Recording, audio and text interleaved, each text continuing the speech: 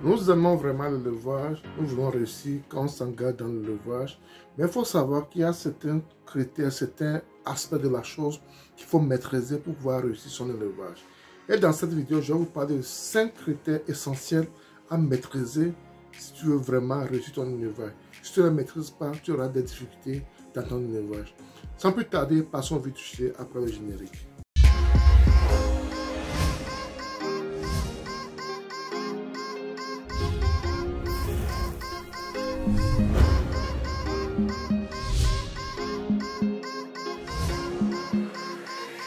Si vous me découvrez pour la première fois, mon nom c'est Sabi Aliati et sur ma chaîne, nous parlons d'investissement général en agriculture et en élevage. Cette thématique est tout importante, également tu as deux choses à faire.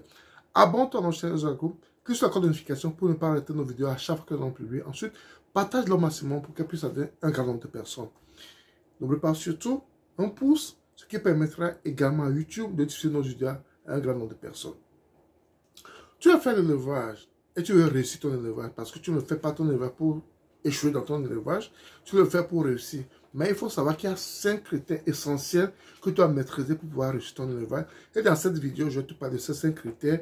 Et si tu veux vraiment tirer profit de cette vidéo, tu dois suivre les 5 critères du début jusqu'à la fin pour pouvoir comprendre et savoir comment faire pour maîtriser ton élevage. En première position, nous avons la formation. On ne peut plus se lever du jour au lendemain et dire qu'on veut faire l'élevage de XY sans rien construire la chose. En moins que tu es un investisseur qui envoie de l'argent aux gens qui s'y connaissent et ils vont travailler pour toi. Ça, c'est autre chose. Mais si tu veux t'engager dans l'élevage, dans le métier de l'élevage, tu veux créer ta ferme, par exemple, tu veux produire les moutons, tu veux produire les poules et autres, tu dois maîtriser au moins les grandes lignes de ce que tu veux faire. Tu dois maîtriser les grandes lignes de ce que tu vas faire. Ça, c'est toi en tant que promoteur. Maintenant, les gens qui vont travailler pour toi, ils doivent avoir une formation. Ils doivent savoir ce qu'il faut faire. S'ils ne le savent pas, tu pars vers la dérive.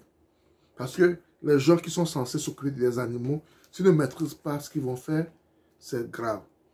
Ça ne veut pas dire qu'il faut engager obligatoirement les gens qui ont déjà la formation. Même si les gens n'ont pas la formation et sont prêts à travailler, tu peux les engager et les faire former. La formation du début jusqu'à la fin. Même au cours de ton élevage, au cours de la pratique de ton élevage, ces gens doivent être recyclés de temps en temps. Nous, à notre niveau, au niveau de la ferme R2A, nous avons des gens que nous avons formés et il y a des gens qui de temps en temps viennent voir ce qu'on fait et donner des conseils à nos éléments.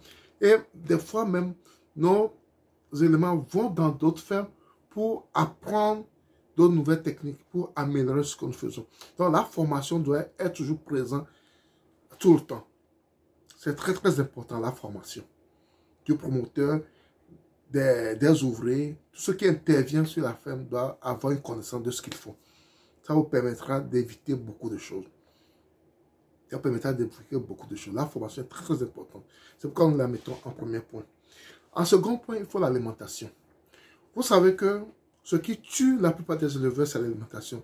L'alimentation prend une grande partie de nos fonds d'investissement quand on fait l'élevage. L'alimentation prend une grande partie de nos fonds d'investissement. Comment faire pour produire la nourriture de nos animaux à moins de coûts et garder tout ce que l'alimentation a besoin pour fournir les éléments nutritionnels à l'animal. Vous avez besoin de tout cela. Donc, comment produire à moins de coûts? Comment bien produire, surtout, je le précise, comment bien produire à moins de coûts? Quel élément de substitution vous pouvez ajouter pour réduire certains éléments qui sont plus chers? Donc, c'est très important. Au niveau de la ferme R2A, par exemple, quand nous faisons les moutons, les lapins, autres, nous avons mis sur nous de produire le forage, le foin pour nos animaux. Et la production de ce forage nous permet de réduire la dépendance en provende et en granulé. Parce que nous avons des herbes à notre niveau qui vont aller dans l'alimentation de nos animaux. Donc, quand tu maîtrises l'alimentation de tes animaux, tu as réussi ton élevage également. C'est très important l'alimentation. Comment maîtriser l'alimentation de ces animaux? Comment faire pour réduire l'alimentation, mais donner l'alimentation de qualité à ces animaux? C'est très important. Un troisième point qui est très important également, c'est la santé. La santé de nos animaux. Et dans la santé, je mets aussi l'hygiène en même temps. Je mets l'hygiène, l'entretien des enclos, l'entretien de l'habitat des animaux. C'est très important. Quand l'entretien, l'hygiène n'est pas au rendez-vous, vous êtes foutu. Il faut savoir que quand l'hygiène est au rendez-vous, vous avez réduit la dépendance en produits vétérinaires d'au moins plus de 30, 40, voire 50%. Parce que quand l'hygiène y est, vous réduisez considérablement les maladies et vous réduisez considérablement la dépendance en produits vétérinaires. Mais il faut une bonne prophylaxie aussi des animaux. Il faut mettre la prophylaxie. Il faut savoir quand et quoi donner à ces animaux. Il faut savoir quoi et quand donner à ces animaux pour leur santé. Leur santé est très importante. Quand les animaux ne se sentent pas bien, ils ne vont pas vous donner ce que vous attendez d'eux. Donc, une bonne prophylaxie, une très bonne hygiène, et vous avez réussi votre élevage. C'est très, très important. Un quatrième point, nous avons la reproduction. Un quatrième point, nous mettons la reproduction. Quand les animaux sont en santé et ils ne se reproduisent pas, ça ne sert à rien. Il faut qu'ils se reproduisent, il faut qu'ils se multiplient pour que tu puisses les vendre. Et quand ils se reproduisent, il faut que les petits soient en santé pour grandir, pour pouvoir augmenter ton cheptel. Et c'est ainsi que tu auras de l'argent. Donc la maîtrise de la reproduction est très, très importante. J'avais dit dans une de mes vidéos qu'on fait les lapins sont très prolifiques et autres. Ça ne sert à rien que les lapins donnent des petits et tous les petits meurent. Ça ne sert à rien du tout que les lapins donnent des petits et que tous les lapins meurent. Les lapins meurent. Donc, c'est vrai qu'elle est prolifique, mais ça ne nous arrange pas si on ne met pas la production, la reproduction. Donc, la reproduction est très, très importante. C'est de même quand tu fais, par exemple, la peau pondeuse. Elles font des œufs, vous ne maîtrisez pas, les œufs sont gâtés, les œufs ne sont pas, ils se cassent, les œufs ne sont pas en forme, tout ça, vous ne pouvez pas les vendre. Donc, vous n'allez pas maîtriser votre reproduction. Donc, c'est très important de maîtriser sa reproduction. C'est ça qui nous fait de l'argent. C'est ça qui nous fait de l'argent. Quand les sujets augmentent, c'est ça qui va te faire de l'argent. La plupart du temps, quand nous faisons l'élevage, nous nous concentrons, nous nous focalisons sur l'élevage en tant que tel. Mais il faut savoir que l'élevage même ne nous donne pas de l'argent. L'élevage ne te donne pas de l'argent. Il y a une autre technique qui te permet d'avoir de l'argent. Ce n'est pas l'élevage en tant que tel. Ce n'est pas l'élevage, c'est la vente. C'est la vente qui te donne de l'argent. Et on met ça en 5e position.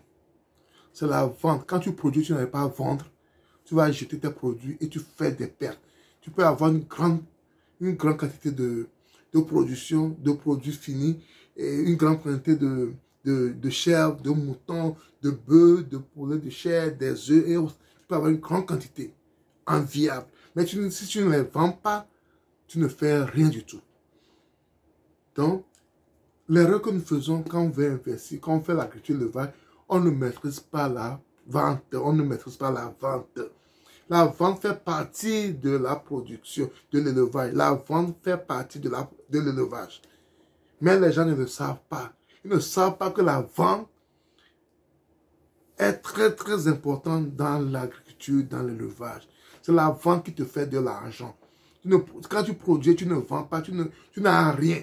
Je connais beaucoup de gens qui investissent dans l'agriculture et l'élevage, dont les produits sortent, mais à la fin, ils arrêtent, ils ne continuent plus parce qu'ils n'avaient pas à vendre ce qu'ils ont produit. Ils n'avaient pas à vendre ce qu'ils ont produit. Donc, il faut savoir ce que vous voulez produire. Il faut connaître le marché avant de vous y engager. Je le dis souvent. Si le produit ne vend pas, ce n'est même pas la peine de produire. Parce que la production ne te fait pas de l'argent. C'est la vente qui te fait de l'argent après la production. C'est très important de maîtriser la vente, de maîtriser son marché pour pouvoir écouler ses produits. Si tu ne le fais pas, ce n'est pas du tout la peine. Ce n'est pas du tout la peine. Ça ne vaut pas la peine d'investir en agriculture. Si tu peux pas vendre les produits que tu sors de ton business. Donc, maîtriser la vente, utiliser les techniques de vente que les gens ont pour pouvoir écouler leurs produits. Et maintenant, vous pouvez dire que vous avez maîtrisé votre élevage. Le 5e point, la vente est très importante également en élevage. Mais la plupart des gens ne le savent pas. Quand tu ne vends pas, c'est pas la peine de produire. Et c'est ce que je tenais à partager avec vous ce matin pour vous permettre, pour vous dire ce qu'il faut pour vraiment réussir notre métier qui est l'élevage. Si tu as aimé la vidéo et tu nous trouves pour la première fois, si tu n'es pas encore abonné à notre chaîne Zerego, abonne-toi à notre chaîne Zerego, clique sur la cloche de notification pour ne pas rater nos vidéos à chaque fois qu'on publie. Ensuite, partage le maximum pour qu'il puisse être un grand nombre de personnes. N'oublie pas également un pouce, ce qui permettra également à YouTube de diffuser nos vidéos à un grand nombre de personnes. C'était Sadi et à la prochaine. Bye bye.